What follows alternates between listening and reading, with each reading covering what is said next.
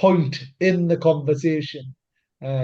So thank you ever so much, sir, for joining us this sunny morning. It is. Fresh It's is what absolutely beautiful outside in the city today. it is that. And there's a beautiful picture of you, which looks like the Civic Centre in the background. But It is. anyway, yeah, let's pause that. Thank you, Kevin, for stepping in and stepping up for Jaff. He was No worries. sadly running his business. Well, not sadly, sadly for me, sadly for us, but great for him as No, well as it. absolutely. It's been a pleasure, Mark. Great to meet you, Mark. And Good morning, Kevin. Nice to meet you too. morning. And have fun. I'll see All you right, next thank week. you, All right. Cheers. Thank thank you. you. Good morning, Mark. Uh, Morning, as Amber. always, really, really grateful for you dialing in and dialing up uh, here. Do you want to start by introducing yourself, who you are, what you do? I always Yeah, ask this question, why you do it as well. no problem. So I am Mark Patton. I am the Assistant Director with responsibility for education across the city. That largely means that I have responsibility for the state-funded schools in this brilliant city of ours, Newcastle upon Tyne, and statutory education from the age of 5 all the way up to 18 and beyond for those young people who've got an education, health and care plan. But also as part of the work, I and my teams work closely with our early years settings in the city for those children who are preschool. So in nurseries, childminders and other early years provisions. And obviously we work quite closely with our further education and higher educations in the city. So both of the universities and the college, Newcastle College. Um, why do I do what I do? So my background is teaching. I qualified as a teacher in the as some of the children that I speak to fondly refer to as the late 1900s. So that would be the Brilliant, 1980s. brilliant, The excellent. 1980s, taught for approximately 20 years in secondary education in North Tyneside, so a neighbouring local authority, and then moved into the world of local authority education provision and have been there ever since. And this is my 6th year in Newcastle, having previously worked, as I said, in North Tyneside and down in the south of the region in Hartlepool for a number of years. Brilliant. Thank you for that. And it is always a real pleasure to have you on the show, Mark, and really grateful for you making the time. Curiously, thank you.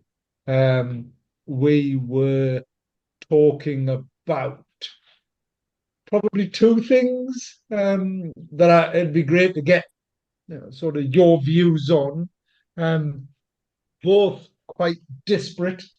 One was a bit of research that came out this week from The Guardian around the riots, and it sort of some of the facts um, probably wasn't a surprise to me, but some of the statistics suggested um, possibly highlighted how dramatic those things were. So key findings were things like so we're talking about the riots earlier on, but key findings were 75% of the people that participated lived within 5 miles.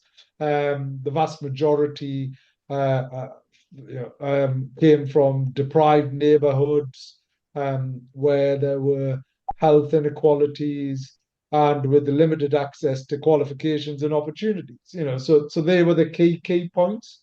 Um, and then sadly the far right providing disinformation and misinformation and anti-immigrant rhetoric, which compounded all of those things. But there was a real link between exclusion and unrest, and in particular economic inequalities, a bit of distrust in institutions, and surprisingly, this was a little bit surprising for me, was that the average age of those charged was 32 years, with a third being over the age of 40. And only 12% of participants were minors. And that's in sharp contrast to the 2011 riots, where the vast majority were. So it almost feels as if, well, actually, if you'd done some of the maths, you could potentially go with it could be a proportion of those that have grown up and still feel excluded, right? Is Yeah. what they do. Yeah. And, So, and the reason why I'm sharing that is because I'm always mindful and conscious of any political type of conversation and such like. And you're here as an independent.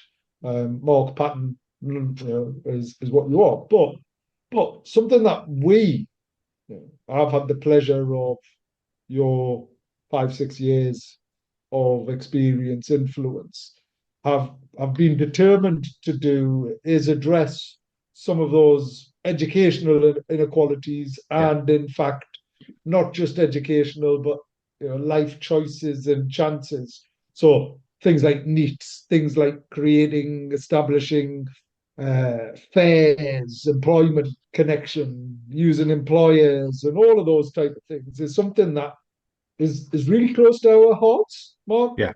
It it it Um, it is. I mean, I'll mention a couple of things about the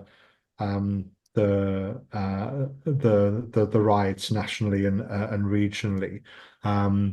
Not from the point of view of wanting to dwell necessarily on the negative and the horrific impact on individuals and on businesses of that few days, but more from the point of view, and I might have said this to you separately in some other spaces, how utterly proud I was and we were of how the city's message to those people who want to disrupt this wonderful place that we all live in was, and many, many hundreds and thousands of people took to the streets and took to their social media channels and said, this is not what we're about in Newcastle. We don't want this. We don't want this kind of way of working and making things better. There are other ways of helping people to get to a better place than being destructive and being violent towards each other, and being violent towards property. So no, thank you very much. Don't come to Newcastle. Even if you are close, within that, as you say, within that kind of 5-10 mile radius, we don't want you here.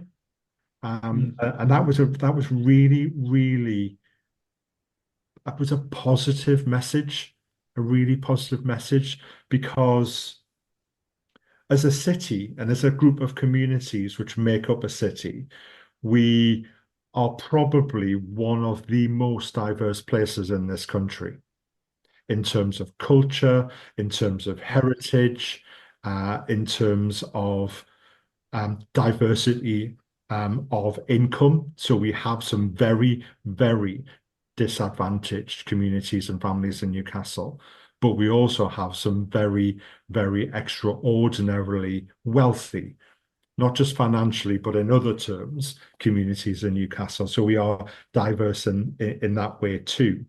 And we celebrate that diversity.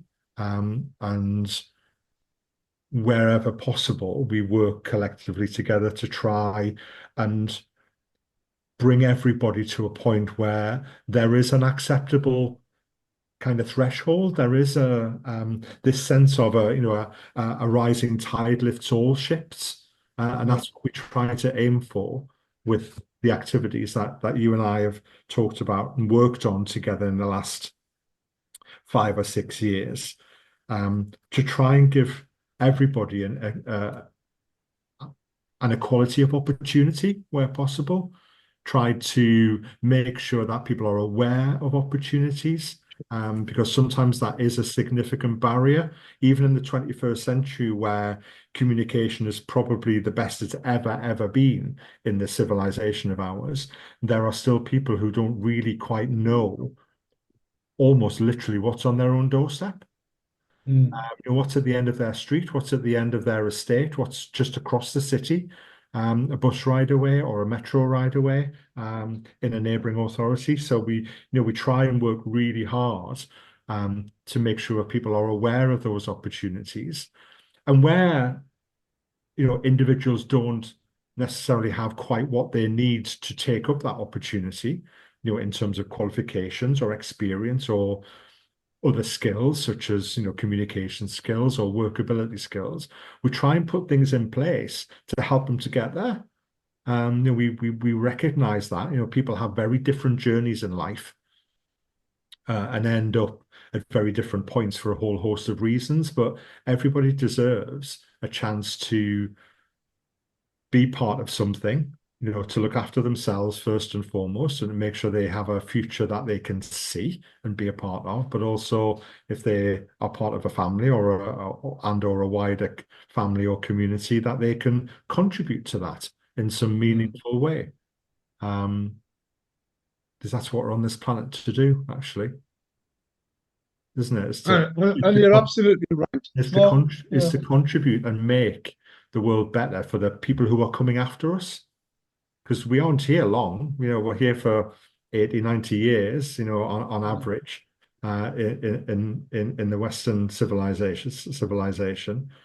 And our job, our duty is to make sure that people come after us, have the same opportunities, if not better. This is why I love your perspective, but also your why, your purpose is exactly that. One of the things I was saying to Kevin is we all come the same way, we all go the same way, and in the middle bits, we have so much in common. Whether that's cut us and we all bleed.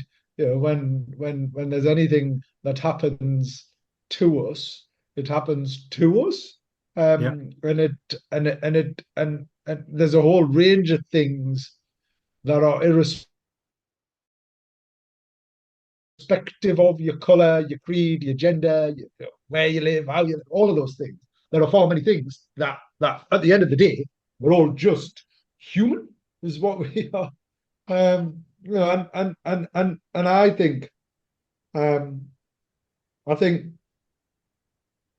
you're absolutely right to celebrate the fact that we came together and shared and showcased our unity. My concern with that, Mark, is that it wasn't everyone that came together. And my concern remains, and that which is reinforced by the research, is there was probably a couple of things that happened, it wasn't just the unification, it was also the response, the broader response, right? It was like a bit like, right, stop this, and understandably, and rightly so. So those feelings of exclusion, of inequality, they haven't gone away. So I, so so it's incumbent upon us, right? And actually, it's the beginning of this year, Mark. After years and years and years of our own research and practice and lived experiences, we decided that we wanted our region, not just our city, but our region, to be the most inclusive region in the UK by the end of next year. So we started this campaign, and with the proviso, and some of the key core messages have always been it should be and, it should never be or. So it shouldn't be black or white. It shouldn't be men or women. It shouldn't be LGBTQ or whatever the opposite. It shouldn't be that. It should be and as both of us are distinctly aware of slightly different roles, but in the same space. When I was governor and chair of governors when I started exclusively white school, that then one of the most deprived in the UK at the time. Then my concern during that time was and still remains um, white young boys, right, being isolated, insulated, and seeing the opportunities for everybody else, bar them. And that's why I loved the Every Child Matters, because every child matters, and that's exactly what you're saying. Is we're here to make this place a better place for those after us. As in, it'd be nice to do it whilst we're here as well to experience and see some of that. But actually, it's a legacy thing, right? Is what it is. And I still have those concerns. In fact, my concerns have been amplified. I'd suggest that the research demonstrates that all of those issues affecting people in more deprived, unequal spaces and places is far more prevalent than it's ever been. And actually, we need to spend some time, and I say we in that holistic sense, need to spend some more time going into those spaces and places and having more meaningful, authentic conversations, right? Where, I mean, the fact that the research highlights a distrust in institutions, that's sad. We've never in our history have people had such a distrust of politics and politicians than we have now. And that then influences everybody and everything else, is what it does. Yet there's some brilliant people out there, Mark, doing amazing things. It's just lost in some of that noise. So my question, $1 million question. I don't know why it's not £1 million question, but anyway, that's a different thing. But my question generally is what could we do to sort of more? Because I know we're doing a lot, but what more could we do to break down some of those perceived barriers? Because there is a huge perception here to try and address some of this. And how do we support, going back to a rising tide? Yes, I used this analogy that we were all in our boats or ships during COVID, right? But they were all of different sizes. My rubber dinghy wasn't going to do much against someone else's 400-meter yacht or whatever it is. So how do we get a bigger boat, as they would say in Jaws? You know, Well, so yeah, I mean, and therein lies the dichotomy, doesn't it? So we've just both said that one of the things that we hold dearest, and I'm sure listeners would agree, is diversity. So we can't all have the same kind of boat, and I don't think we should all aspire to have the same kind of boat. yeah, yeah. That's not what we're Great point. about. Great point. Yeah, yeah, We have to recognize that there will be differences, and we have yeah, to accept and celebrate the fact that we are all different. We all have different circumstances. What I think we do have to fight for, and I think we do recognize, well, I don't think, I know that we all recognize that the minimum in whatever thing you're talking about, whether it be income, whether it be employment opportunities, whether it be, whatever, the minimum is too low. The minimum entitlement, in inverted commas, in most things in this country at the minute is just too low. For a civilized 21st century society, there should not be people who cannot heat their homes properly. There should not be people who cannot provide a nutritious meal for themselves and their families. That should not be the case in a humane forward-thinking society.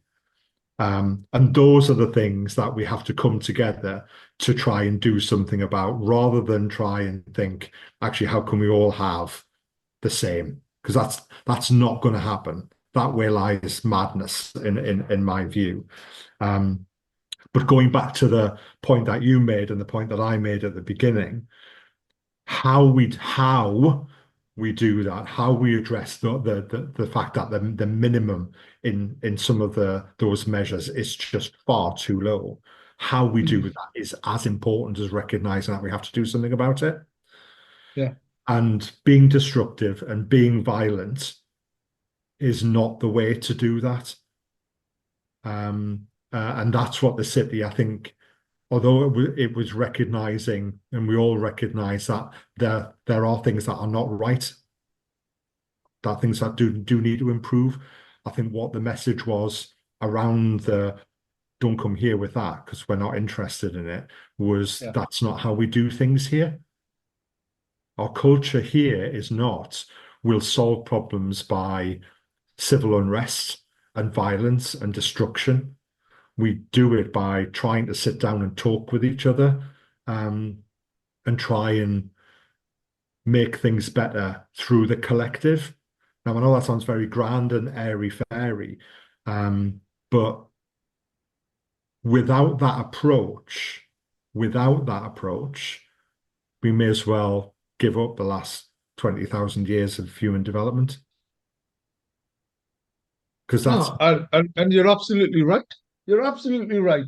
I'm always mindful, Mark, of reinforcing the broader mood music of dour and sour and pain and suffering, when in reality, and I say this, I mean, statistics and surveys I always find incredibly curious, because you can skew them however you want, right?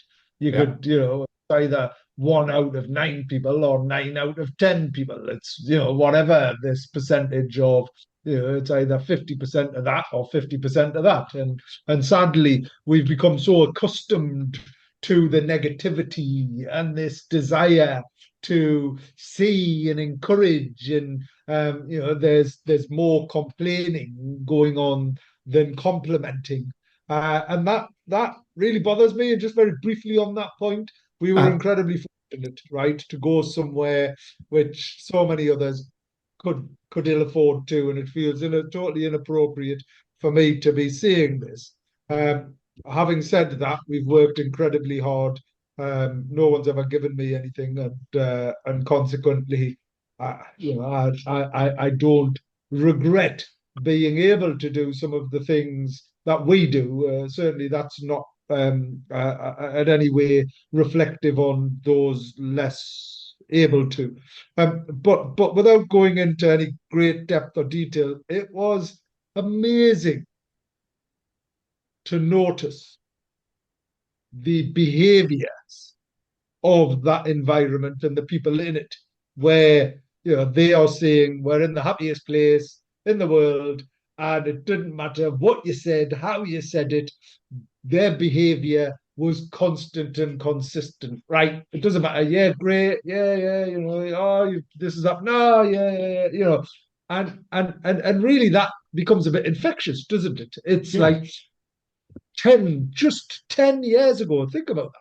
Not that long in the grand scheme of things.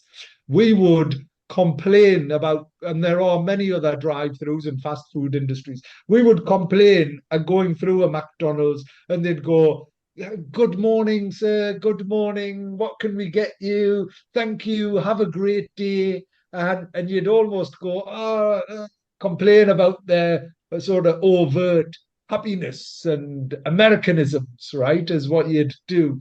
But actually, you'd always appreciate it. There's someone saying, "Have a great day." You're naturally going to go, "Yeah, actually, that's a nice thing to say." It's a bit like "thank you" or "please." It's a nice thing to say. exactly. Now, yesterday, just very briefly, not just yesterday, but every single time, it's like you drive through now and it's like, "What do you want?" I say, "Sorry? Yeah, what do you want?"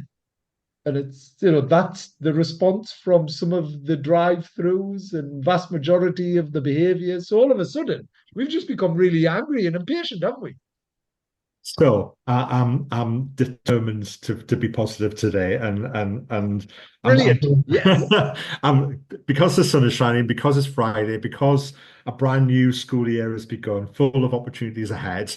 I'm gonna give you and our listeners a couple of quotations. All Brilliant. right. Thank you. So the first one, I am a huge, huge Lord of the Rings fan. I absolutely, I love the books, I love the films, and I love the characters. And I've just found, I was searching for that quotation I knew was there, and I found this quotation, which I'm just going to read out, and I'm going to read you a poem by the fantastic Spike Milligan. So the quotation I'm going to Brilliant. give you, just to think about today, is about is coming back to the human element, the fact that we're human beings, we're social creatures, and above everything else, we want to interact in a positive way. That's our kind of that's what most people will default to. And what one of the characters in Lord of the Rings, the wizard called Gandalf, in a conversation with one of the little hobbits, Frodo, says this: I have found it is the small things, the everyday deeds of ordinary folk that keeps the darkness at bay. Simple acts of kindness and of love. Simple acts, the please, the thank yous, the smiles. And then can I read you this? Can I read you this absolutely lovely poem by Spike Milligan? Um, it's called, oh, I won't tell you what it's called till the end. Here it goes. Smiling is infectious. You catch it like the flu. When someone smiled at me today, I started smiling too. I passed around the corner and saw someone saw my grin.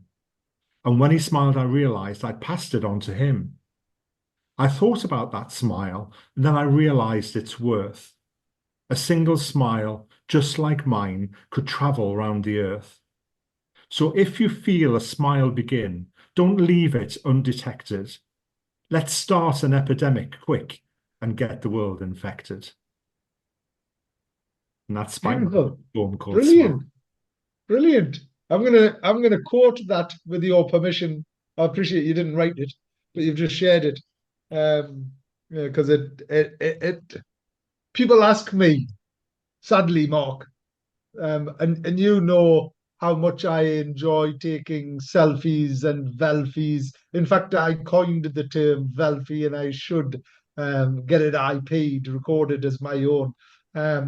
Because in at the beginning of COVID, I reverted immediately to online, started taking online pictures, and rather than selfies, these were virtual selfies. So I entitled them Velpies. Anyway, briefly on that note, the reason why I take them isn't so that I can take a picture of me and showcase that to the world. I know what I look like.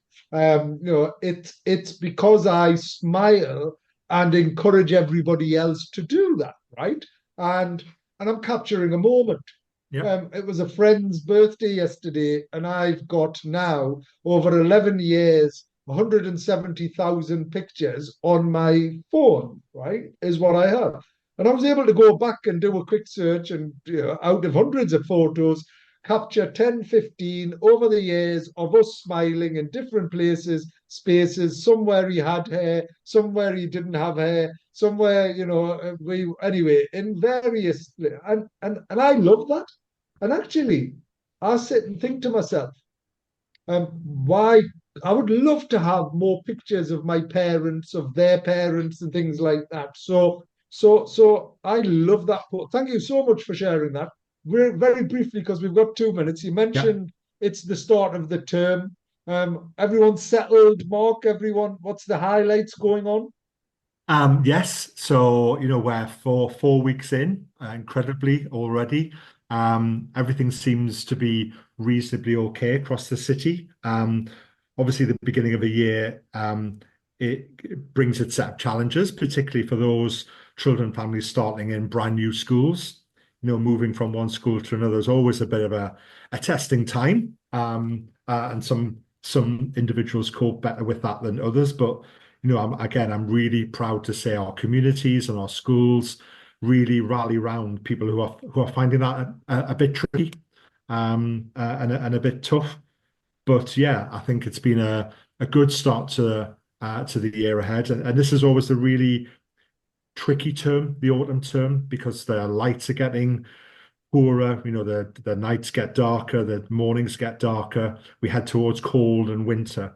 Um, but as you know, at the end of the term, we have the excitement of that Christmas time of year. The city comes into its own with the Christmas markets, and our Beautiful, students beautiful. have returned to the university. So our population in the city has boomed in the last 2 or 3 weeks since the two universities have come back, and the city's come really alive again. So yeah, good start. Beautiful.